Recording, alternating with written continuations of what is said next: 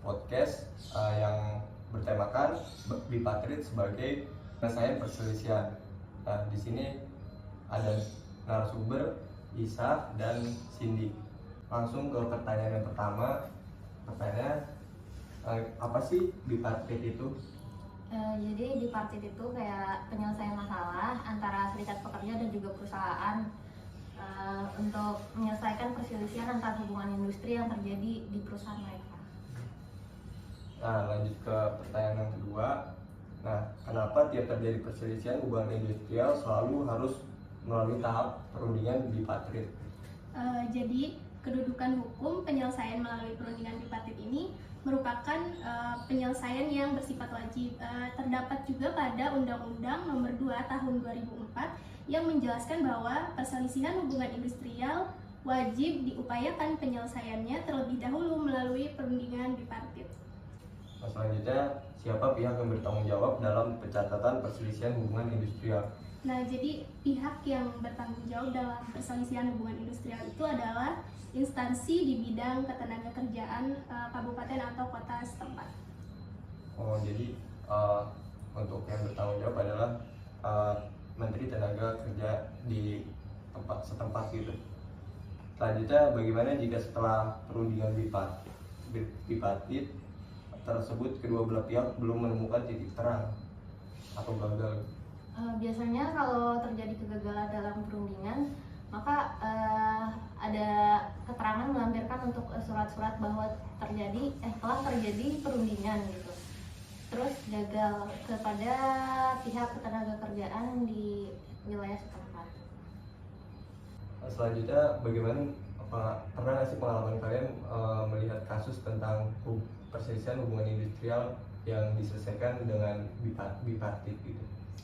Ada nih, salah satu kasusnya itu pernah terjadi di PT Yamaha pada tahun 2018.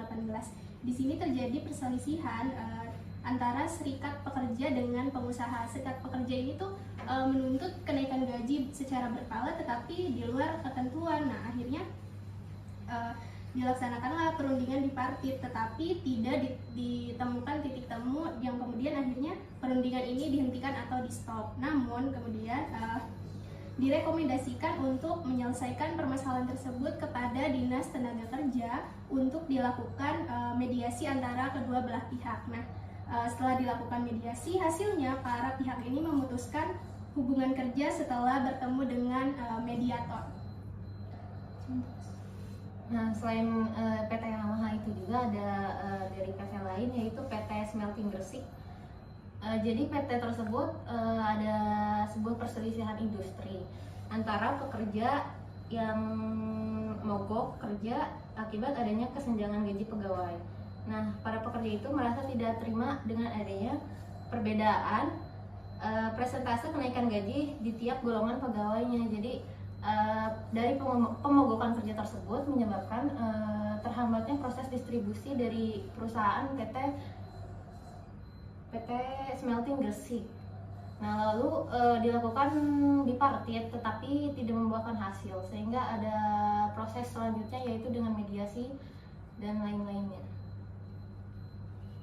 Berdasarkan kesimpulan dari obrolan kita tadi, disimpulkan bahwa perundingan bipartit itu perundingan antara pekerja dan buruh dengan tujuan penyelesaian permasalahan dari hubungan industrial ini.